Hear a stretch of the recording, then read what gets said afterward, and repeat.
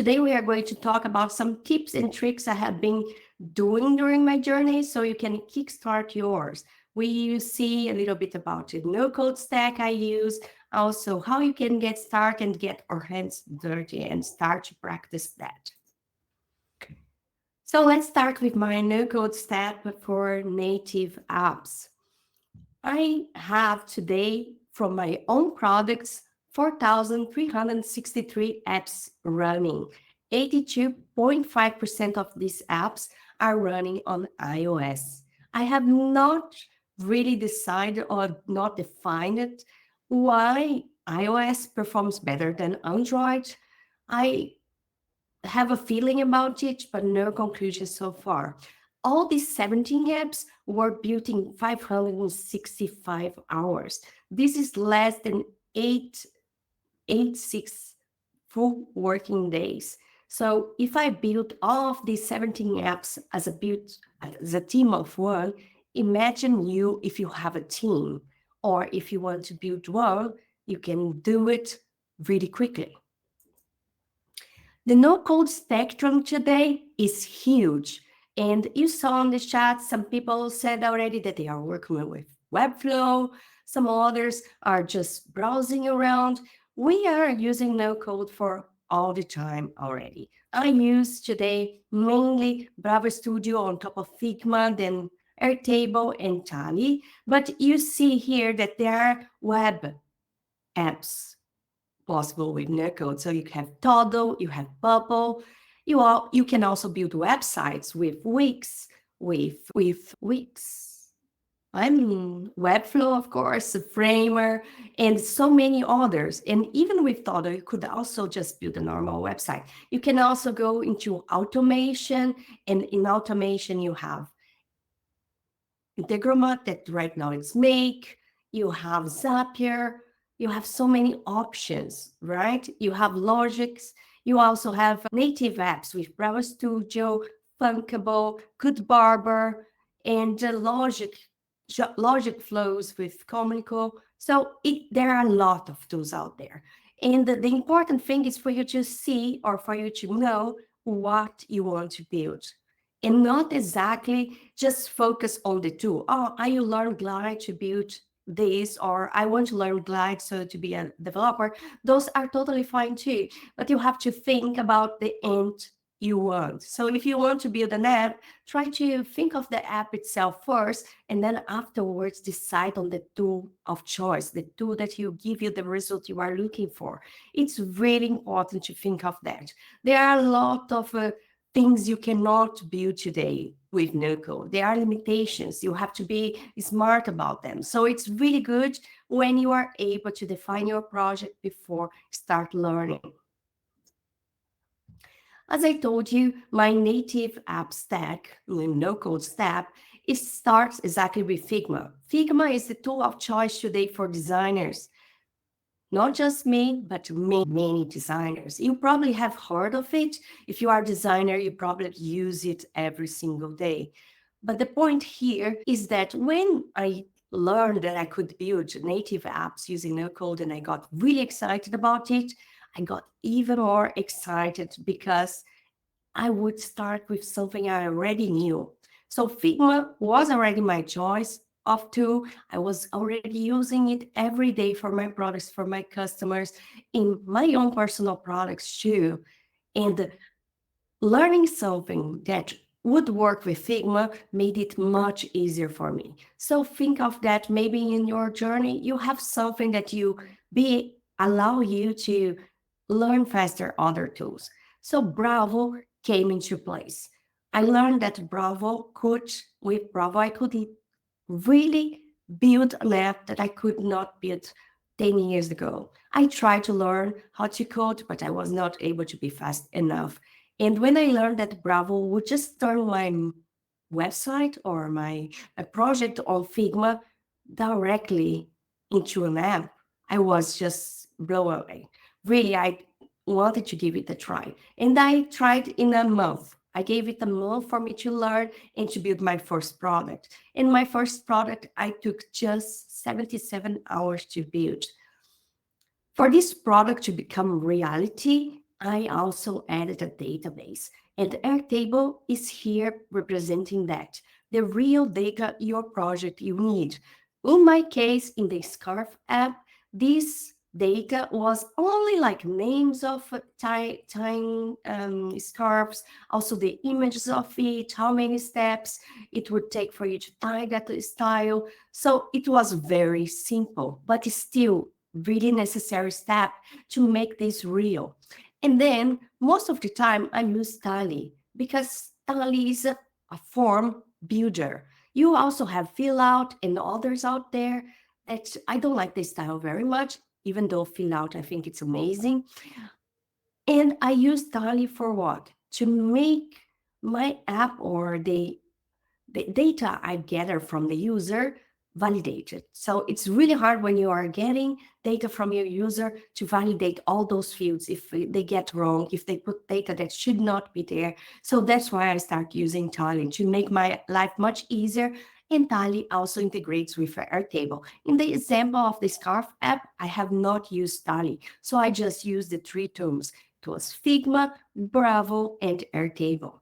And today, when we get our hands dirty, it will also be that case where you just use the three tools to build this little product. So today you may ask what I have been doing. I have been helping business or tech business to quickly turn their ideas into functional products. And this means I am focusing on no-code apps, but I also build websites, landing pages, and other types of products.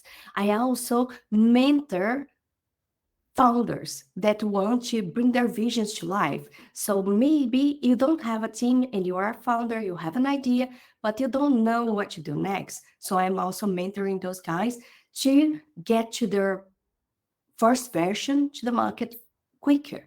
And I am also guiding designers and no-code people, like people that are interested in learning no-code and how to build their own products for themselves or for other companies. And again, I really like to say, I am a team of one. And all these apps on the right side, besides the one on the bottom, the menu, I have built by myself. Let's go for the second part of this webinar. So how do you get started?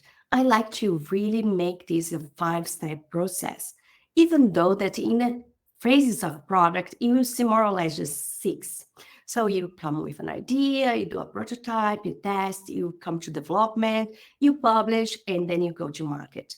You can see here that the difference between a product that was developed in the traditional way and in the no-code way, it's really not much different. The biggest difference is that one very small and simple app using traditional coding can take from 4 to 12 months to build. And using no-code, you can build that same app in 4 to 8 weeks, which I think is a huge advantage by itself.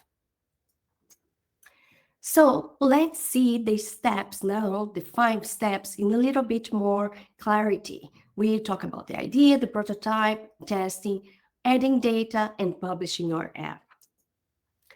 The first phase, have an idea. If you have no idea what product you want to build, try to investigate your network, doing a journal, check the problems that are going on around you that you may think that could be interesting to solve.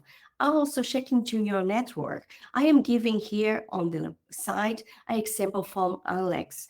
I have built an app with him, so I saw him on LinkedIn, and on LinkedIn he was sharing every week this list of UX events. Designers were really excited about it, really sharing up. So I saw this as a opportunity. I just contacted Alex, and after a 30-minute call, he just gave me the green light to build the first version of it. It was called UX events. The second step was for me to create a Figma prototype. So you create a Figma file, you add all the screens you want for your app. You create a prototype of it. If you are a designer, this is a super normal step for you. If you are not a designer, might be a little bit, this feels so strange, but you can also start with paper. Start with paper, see the steps you need for your product. If you see UX event actually started just with the content from this dashed area. And this is enough for you to start with a product and publish them to the iOS and to the App Store and Android or Google Play Store. The third step is for you to browserize your file. And browserize your file is really simple. If you use Figma and you have been using or have naming your layers, that is a little bit more to that. So you just add a little syntax or what we call the browser text to your layers to make them real. So after this, they are clickable. You can swipe them. You can manage it. So here in the screen, you can see several layers going on, and we will see some of them more in depth later on. Now you can see here transitions. Status bar is something that appears on your phone with the time and battery, for example. Container, top bar, the little part on the top of your apps that stay there all the time. And then you start to test and iterate on your phone. You just download Bravo Vision, you import the file there, and it's on your phone. You already can see if it works, what should be improved. You keep testing and iterating it. The fourth step is for you to bind data. And in here, it's really cool. Anything that you can use can be an API from somewhere, can be a Google spreadsheet that also have an API, can be an Airtable that I really enjoy using, can be more complex, a SQL database or a Sano database. And you can integrate this via API to your app to make your app with real data. So in this case of the UX events that later on became UX by Hub, I was adding image like a feature. So this would come to the database and would bring the image of that event. And then you go to the 50th step that I put together, publish, and market, because it's the same thing. You add your bundle to the App Store, to the Play Store, and then you ask them to review it. They review it. They say yes or good, or they sometimes say no to, and you have to review it again, or something that they said that you should improve. And after that, after it's published, you should talk about it to your network. Talk with in your social media, talk with your friends, talk with the people that you thought this would be interesting for. And now, I hope this was insightful so far, but now it's time for us to get some hands-on practice and start to build. So this will be the file we will be using to build to start. I could be building it in front of you directly, but I will explain each of those parts separately. I thought it would be much easier for you to accompany me and it would be less tedious. So far, do you have any questions? Let me know in the chat. Let's see.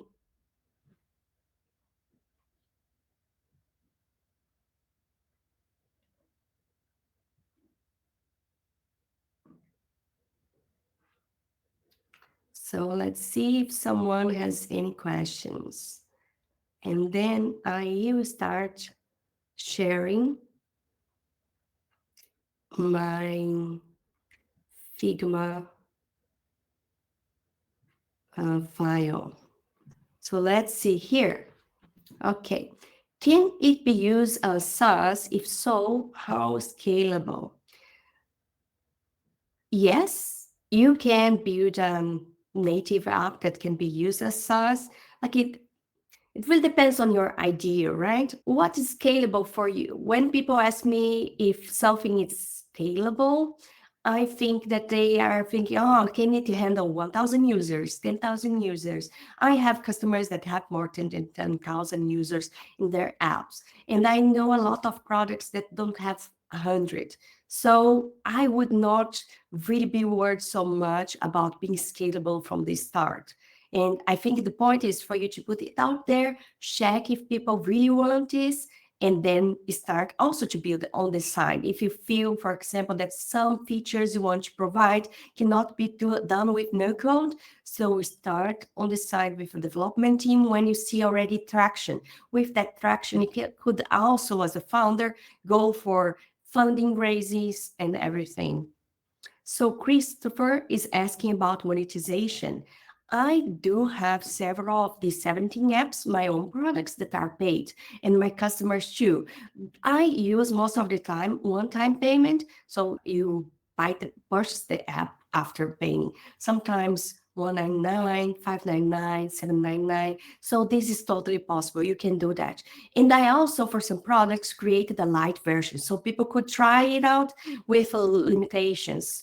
For example, I have an app that's called 100 Animals, and people can download the light version that just have 10 animals, just for them to see how it works.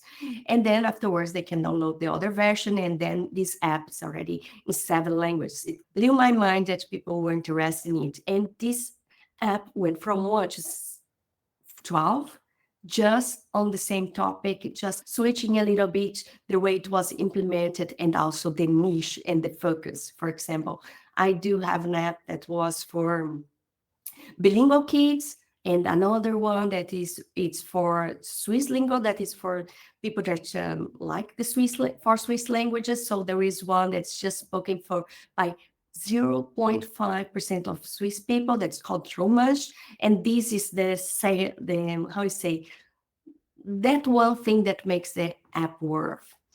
Scubby is saying Sakib, right, is asking, what are common issues faced in the testing phase?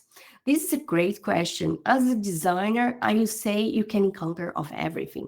Sometimes the issues you learn are things that you just didn't think about.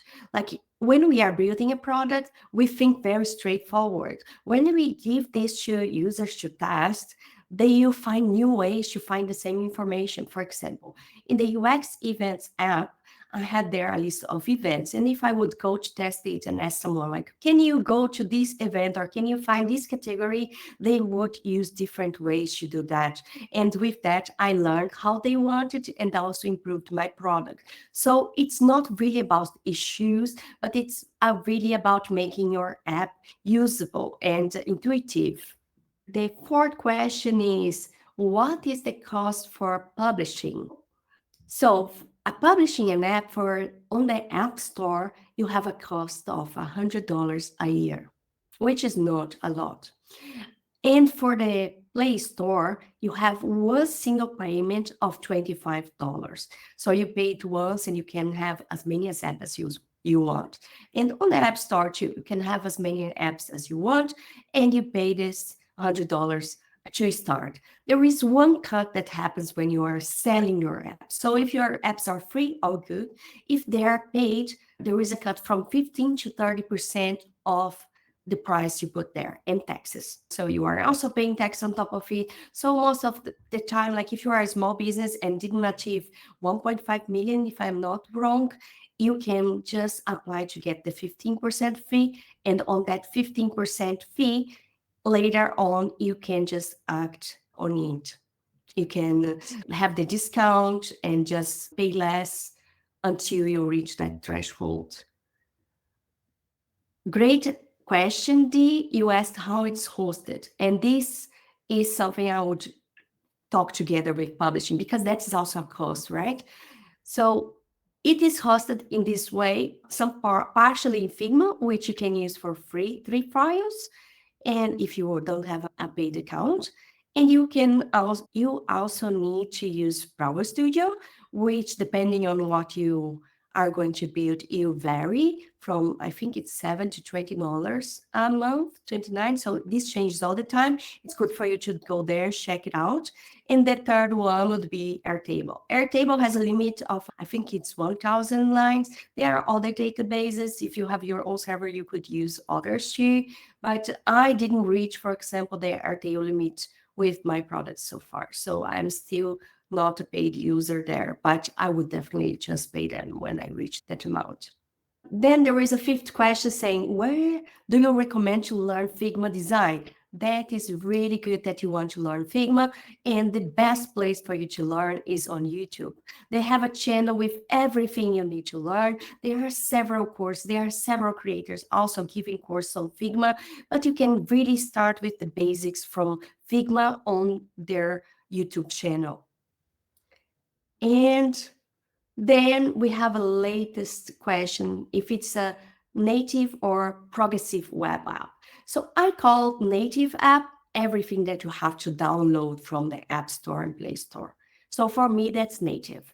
It doesn't matter how it's running in the, how to say, it doesn't matter how it's running below it because the user doesn't know it. The thing is that the gestures are the same you do with any other app. And this is the most important for me. And progressive web apps run mostly on the browser. So that is for me the biggest difference between native and progressive web apps. I hope you all have all these answers were good enough for your questions.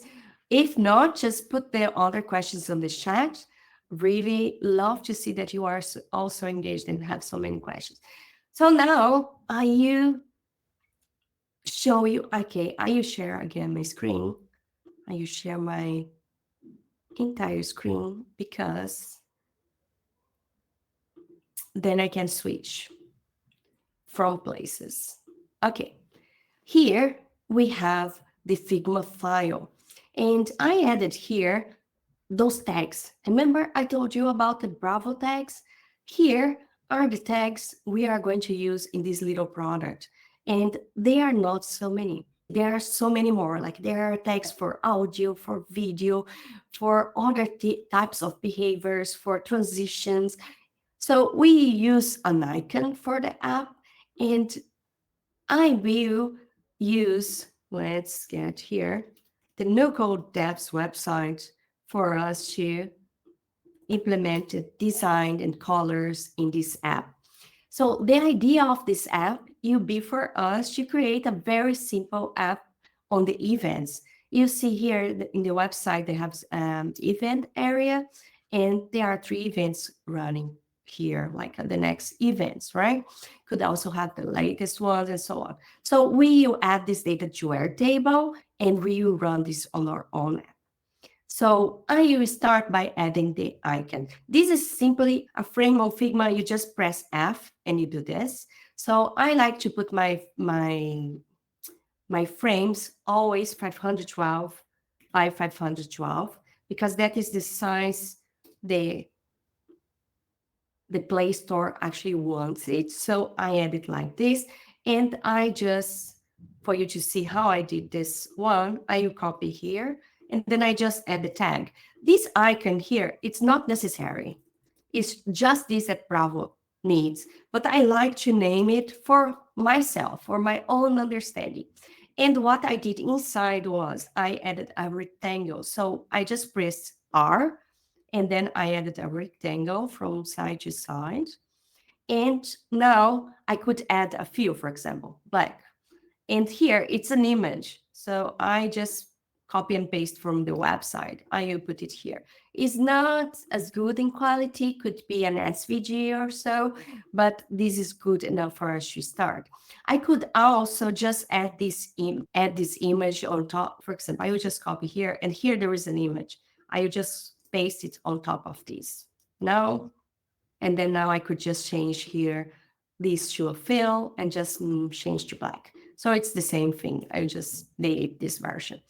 Another tag we have here is this tag skip. That means to Bravo that they should not be worried about this frame I created here. I also added,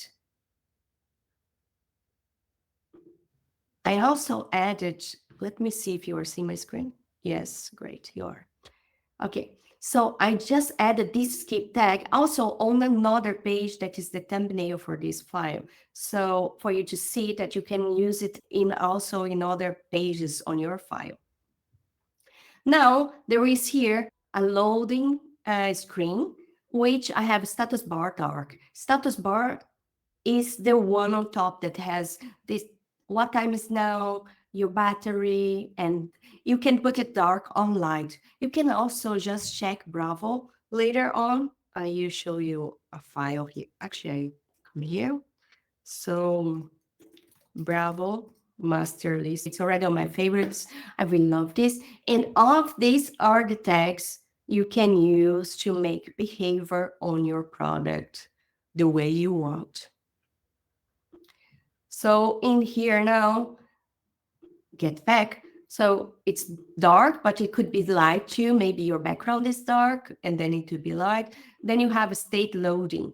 The state it means that this screen will be used every time your app is loading a screen. So I really like to add it because it's really cool when we see it. So it's already here. And what you could do now, you just add an image here. You could also add,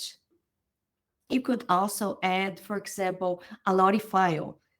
I will change this to black. Then I know we have loading screen too. That is the one that will be loaded every time.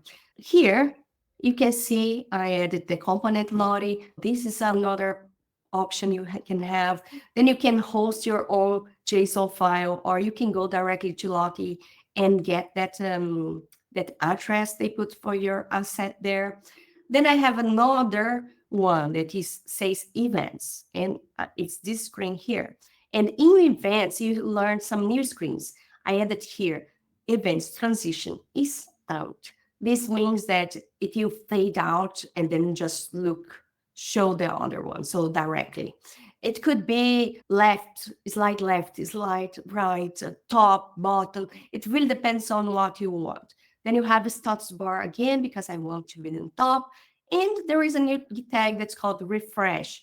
This is when you just swap down with your finger, and then you just pull, and then it appears this loading symbol and it reconnects with your database. So this is a cool place to have it, because sometimes you at new events and the user already have the app open, so then you just pull the screen and then you have new events there if any new were added. We are going to the direction of dark design here. These screens are not ready-made, but I added them as just for making it easy for us to make.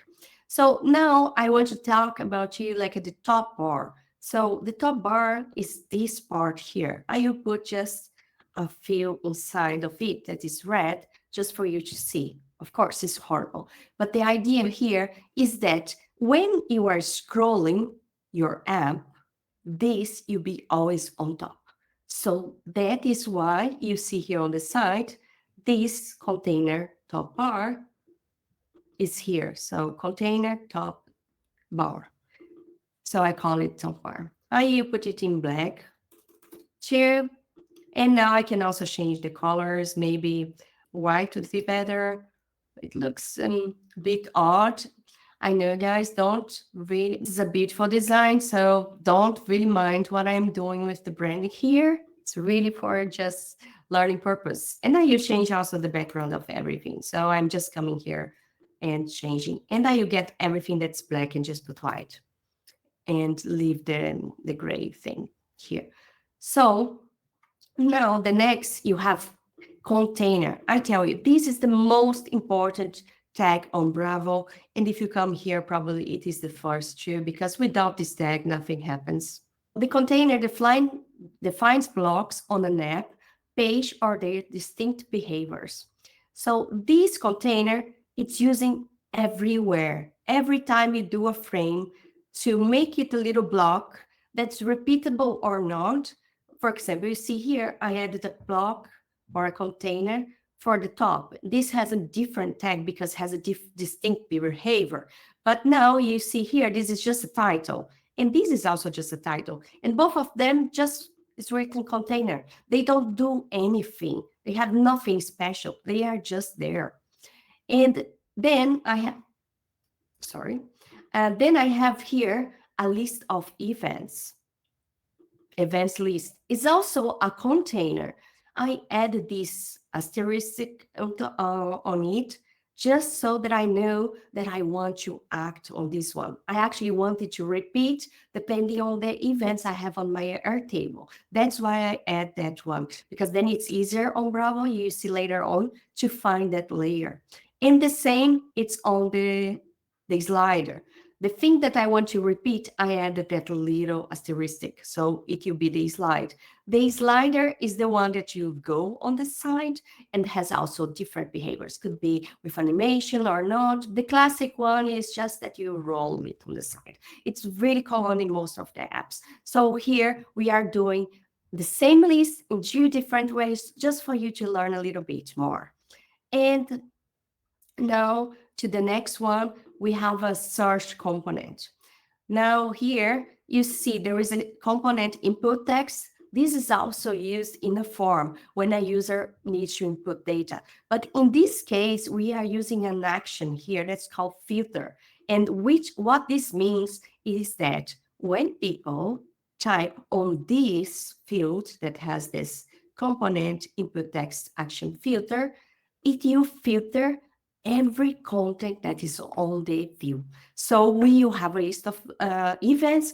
If we search for Karla and Karla is there on the events title, for example, then it will be shown on the screen. The ones that don't have Karla anywhere, you disappear.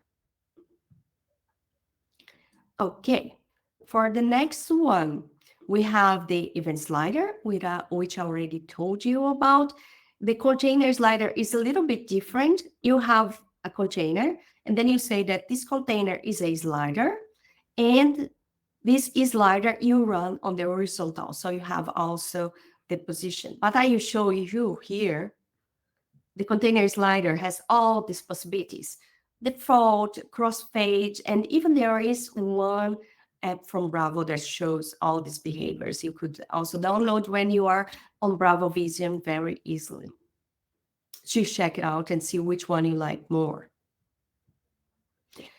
Okay, now we've got into this refresh. Remember, we talked about refresh pool.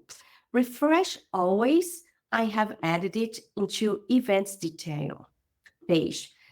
Why? Because let's say you have a user and then the events list changed. Maybe you updated there something on your Airtable, but that user has visited this event before and didn't do anything.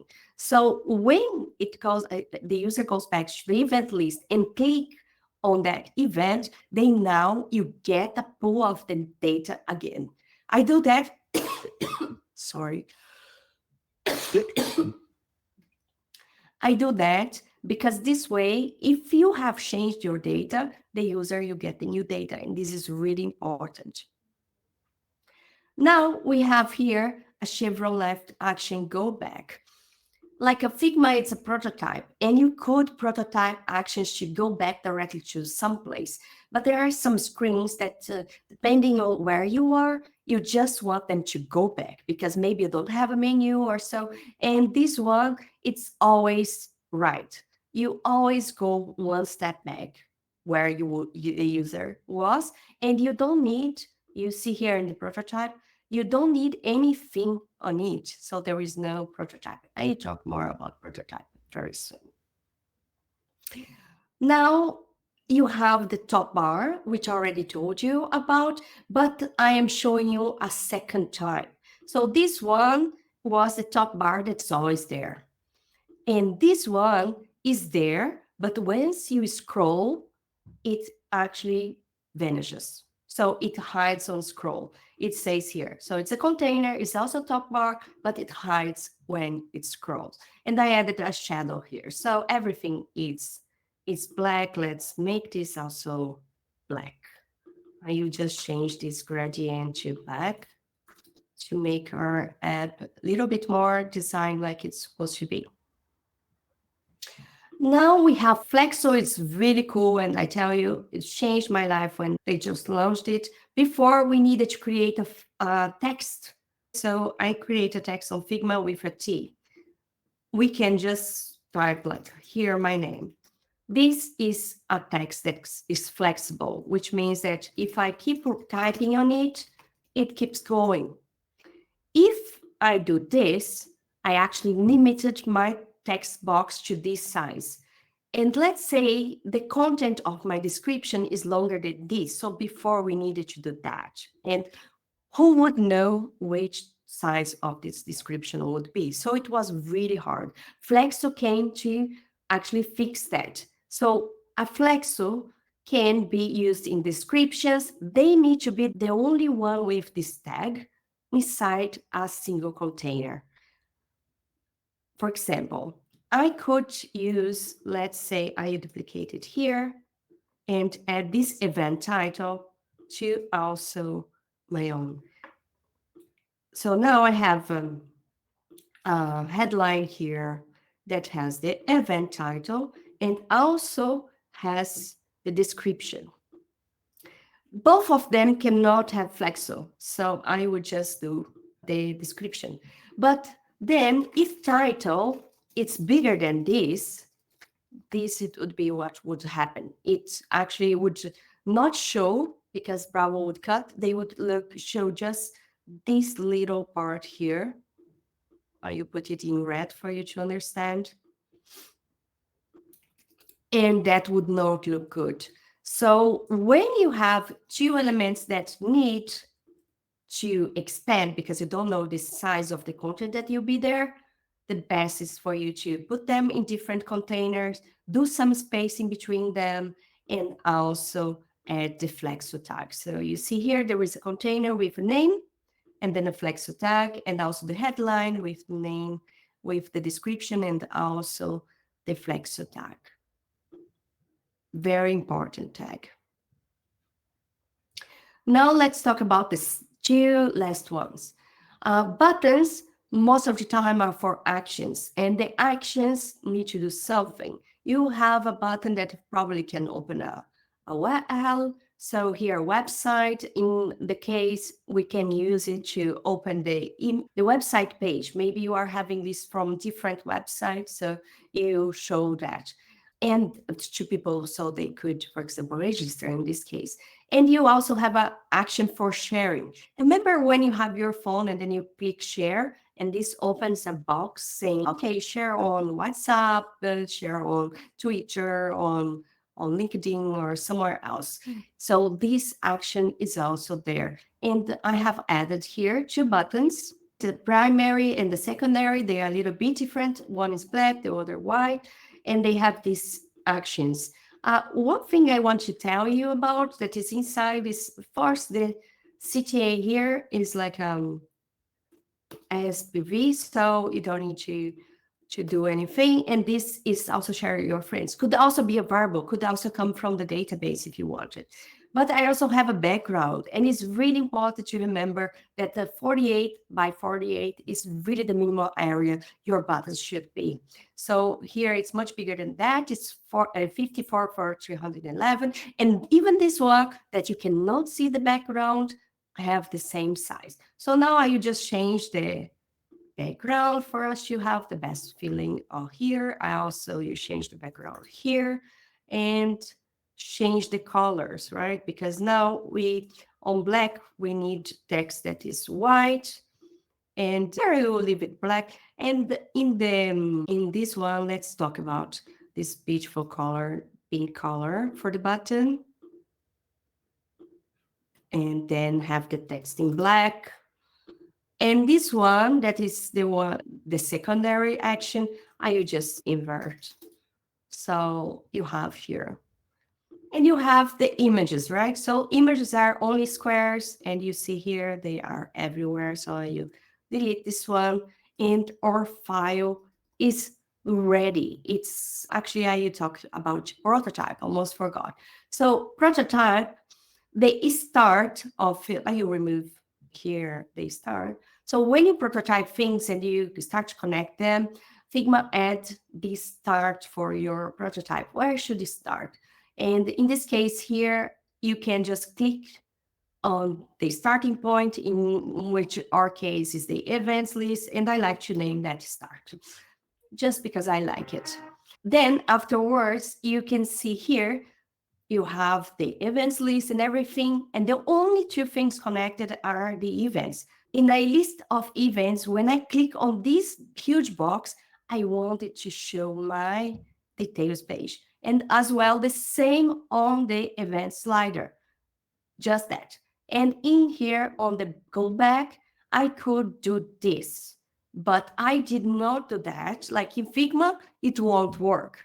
If I run this prototype right now for you to see, it won't work anything like it. So not everything that works on Figma, you work on Bravo, and not everything that works on Bravo, you work on Figma. So when I click here, it doesn't go back. But when you be in Bravo, that action go back, you make it real. So this is for our file, for our main first step. I would love to see if you guys have doubts again. So let me stop sharing screen and see if there are questions for this step. Saki is asking, what are my apps called on the App Store? I will add a link to the chat right now for you to check all my apps. And you can download, some of them are free.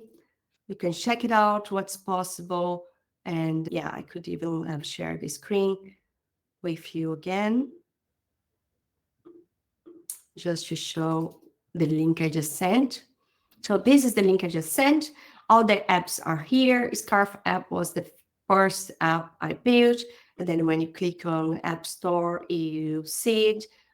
You also can scroll down and see that I have a free version. And this is a free version of it. And all the other apps I built are also here in this page. So if you guys have no other questions, you go to the next step. That would be for us to play with our data. Okay, so no questions. I share my screen and go to the data. Remember, now we have a few things here. We have an event list, and what we want are events, right? And let's see what type of fields we would have on our Airtable database. I will just create one. I see I will go a little bit over the time because code tabs. So I'm creating a database, and then I'm creating here event stack. I also like to name this view all.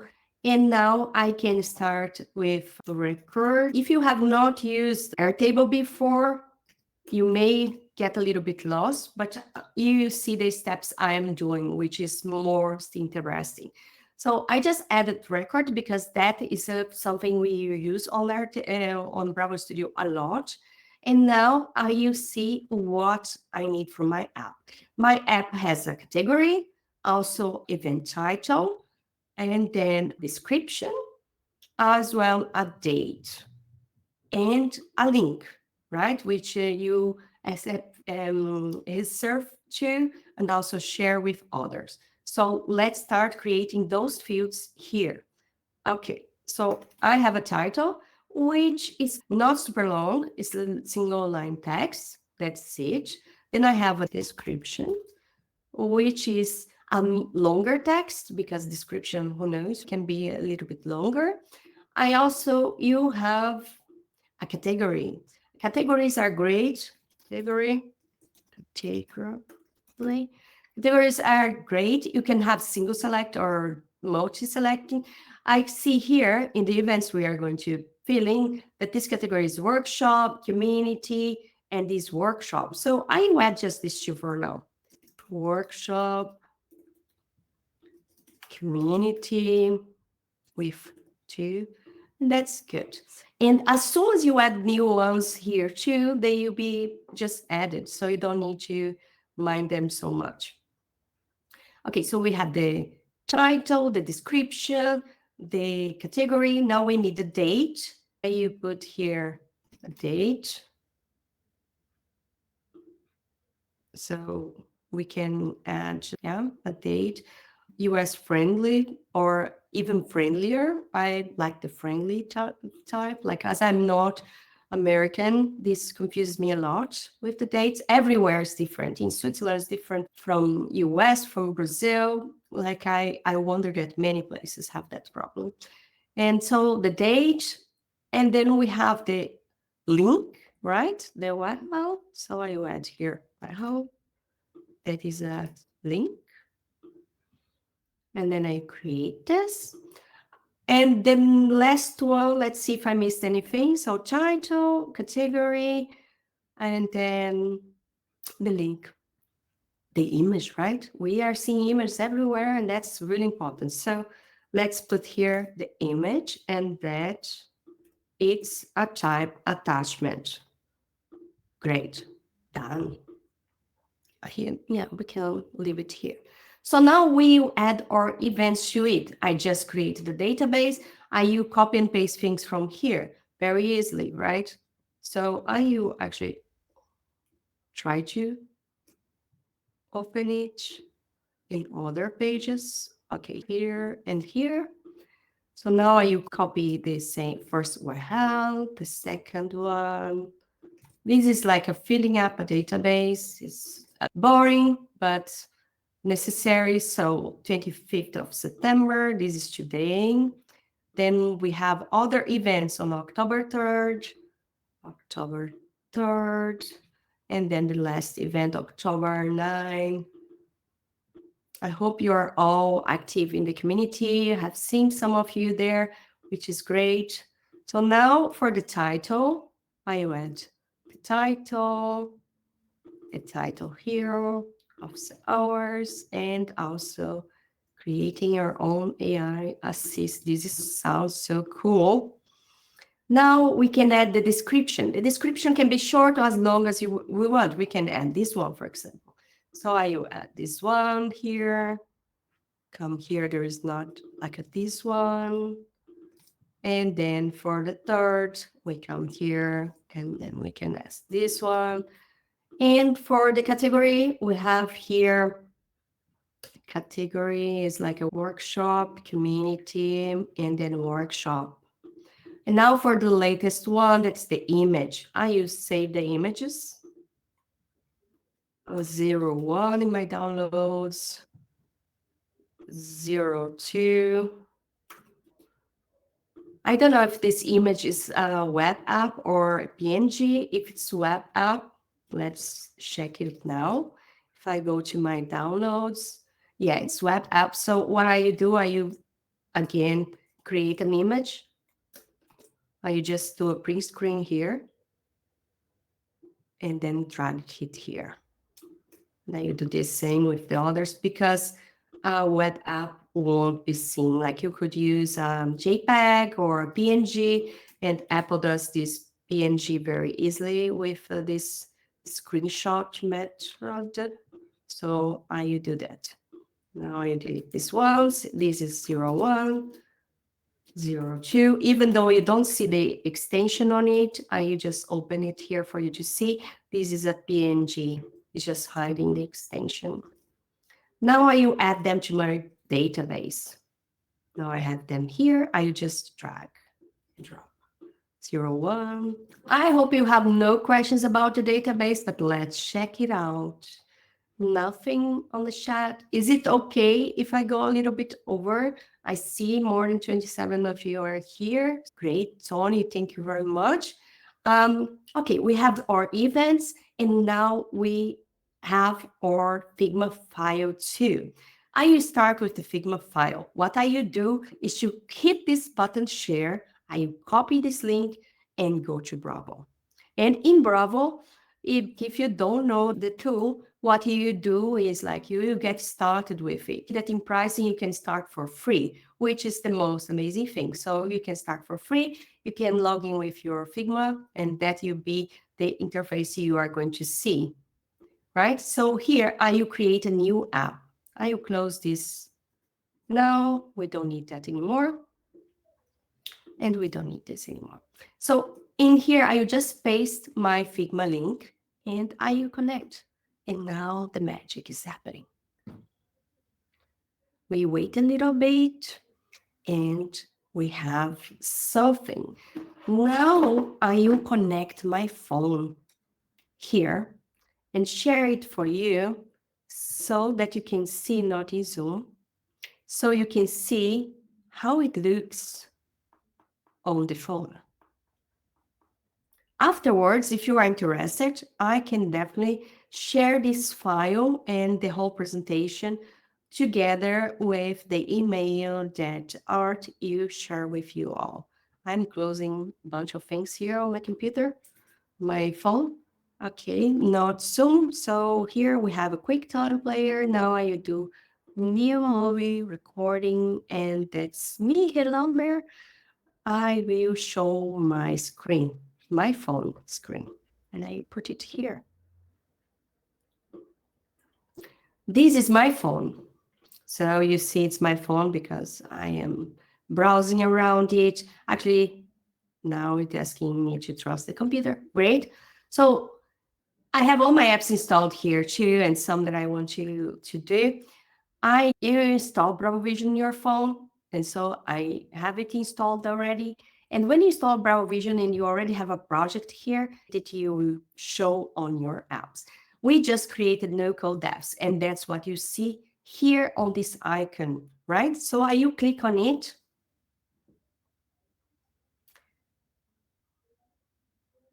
and we have an event list. We can type here. Doesn't look like we have anything. Let's say, you see if I put title, it's there.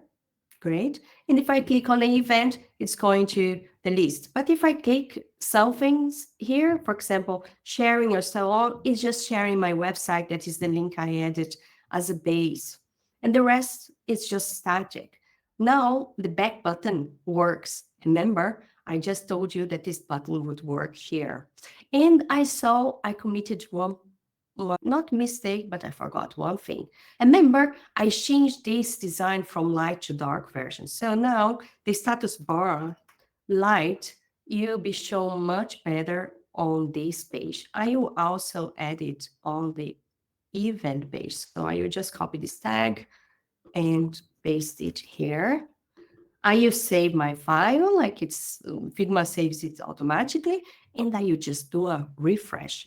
And the magic is that Bravo, you also refresh the app on my phone. You see already that the status bar on the top, it's already white. And if I go to the next as well, it's there and it's white.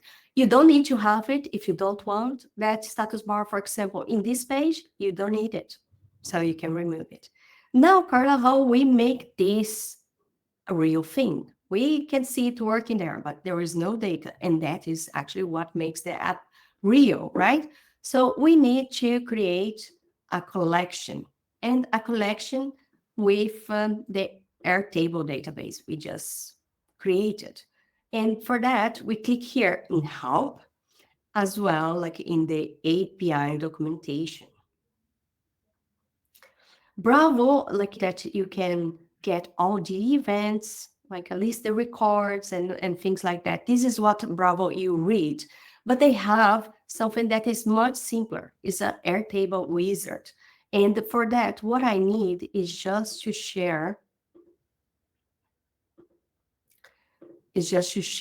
like this. Oh, sorry. Okay, here publicly. So I will enable, and then I will copy this link and I will paste it here. And now it's asking me for a personal access token. And this one you can find on your account under, I always forget this. Let's see. It's not here anymore. They have changed it. It is in integrations or in the Builder Hub. Builder Hub, exactly. It was before in your account, and now it's at Builder Hub.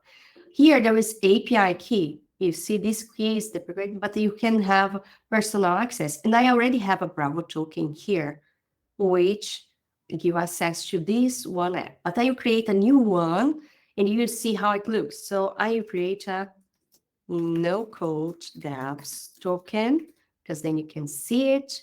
I will add the scope to read. I could just read, for example, because I the only thing I do is read things. So you just get all the read. And then you access the base. You just add that one base, and then you create a new token. And this is the token I copied to done. And you should paste it also on a file just for you to have it, because you are not able to see this again. And then you complete. And then now Bravo, it's doing its magic again. And then you can continue. Here, it was created two tables, a list and a detail, exactly what we need. If we hit here send on this request, that is exactly what is written on that documentation from the API. You see here, this is exactly how it's called in the detail, for example, or in the list here. And we will receive some data. All of this data are coming from Airtable, from our database. We don't need this everything. So what I do is that I remove what we don't need. We need the ID. So I remove the record here.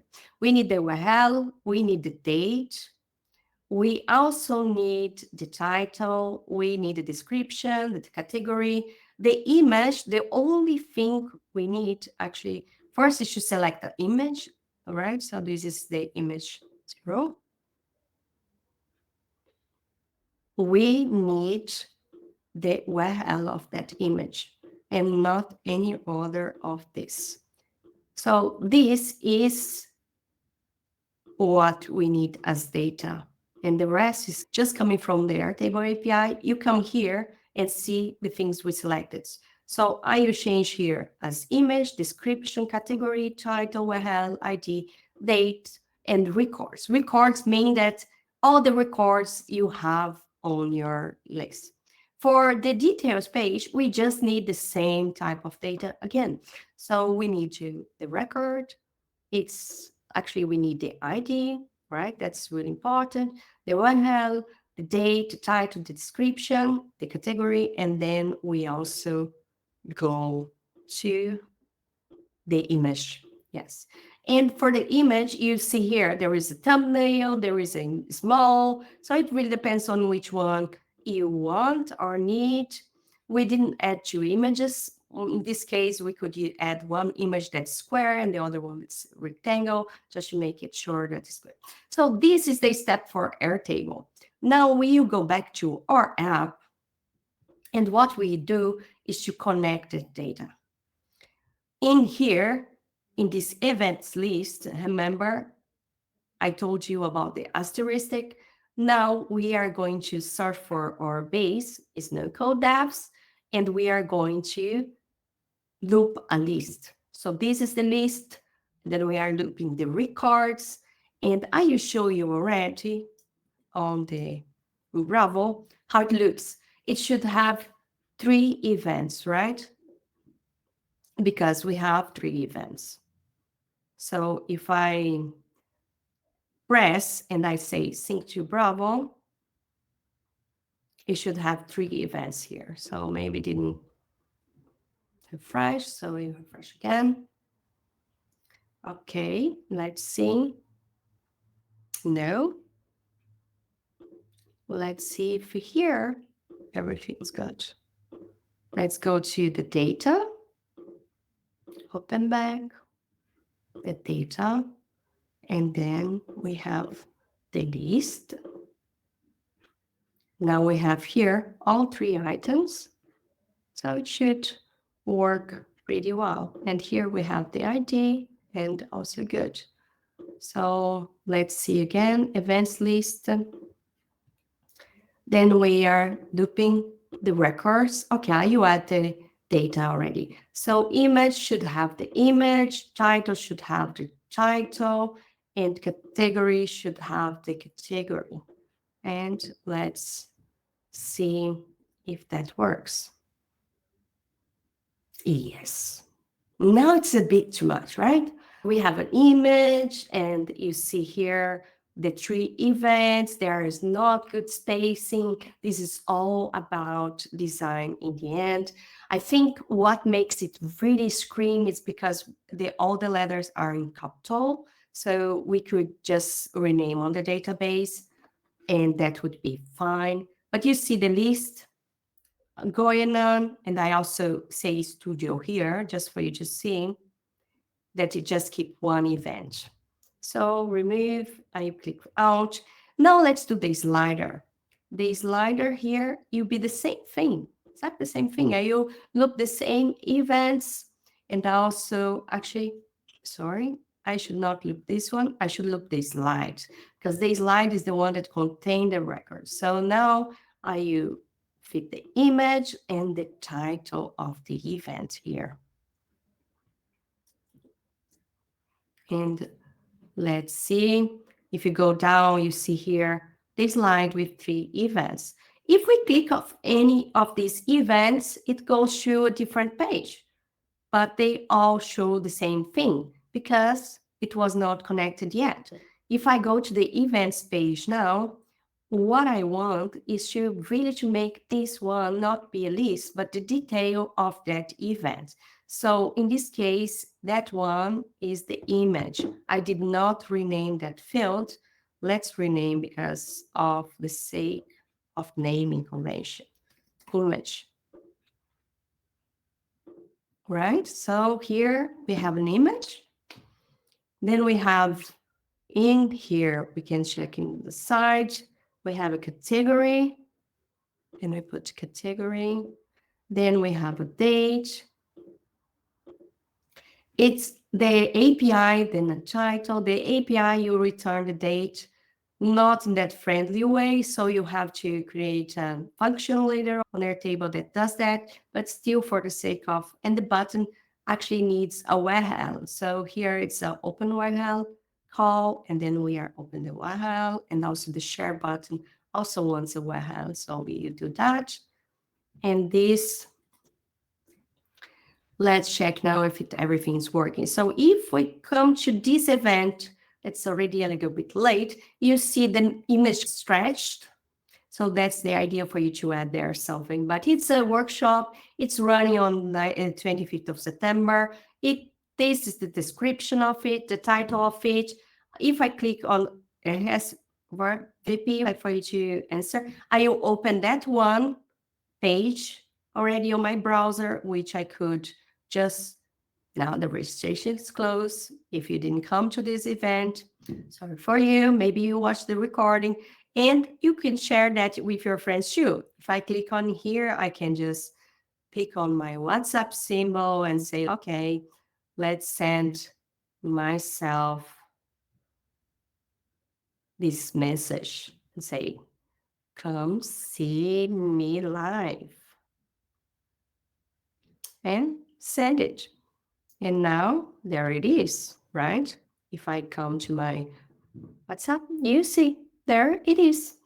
And this is now also a problem for the arrow. You don't see it, but since we know it's there, you click it anyways. And the same if you click on one of those on the slide. So now you see totally different data here, and you can go back and always you work. If we change a title or so, maybe we should do that, at least for the office hours. That is so easy to, maybe they wanted make less impact, but I just changed it. And if I come to some other place and I come back and I go to refresh, remember, go to refresh, you see office hours written like that. This was what I thought about bringing to you today. It is how I built 21 apps and some of them that are still in development. I hope was really helpful, and I'm here now to see if there are more questions. Saki Kib is asking if can ads be placed in apps? Yes, it can. You can either sell the ads yourself, which makes it easier because you don't have a cut from other placements, Or you can also embed HTML if you are using a web provider of sorts. Or if you want also to go to AdMob or so, you have to have a different Bravo Studio plan, but you can also do that. Christopher is asking, can you use Google Sheets versus Airtable? Yes, you can do that. I have not used it because Airtable is so simple and it's also free until you reach really a large amount of data. I prefer Airtable or even a better database, right? Like you could go to Sano or have a SQL database on your own server if you have a server. So I would go to something better than Google Spreadsheet. But if it's a static data, for example, in your app, you could also just use a JSON file. It really depends on your need. Where you be the recap be available for watch?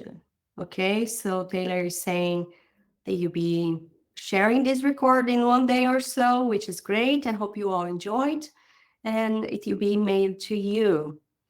Thank you so much for being here. Thank you so much for staying a little bit over the time with me. If you want to connect, be free to do so. If you have any questions, put in the chat. If you have more, tell me later on. I really want to know what you are going to build now. And thank you very much. And really, let's connect. I think everyone can hear me. I know Karla can't hear me. Thank you so much, Karla. That was amazing. You went from 0 to 1 in an hour, rebuilt our events app. Super cool. Really appreciate it. Thank you so much, everyone, for being here. And be sure to come to our events in the future. Thank you so much. Bye, guys. Thank you very much.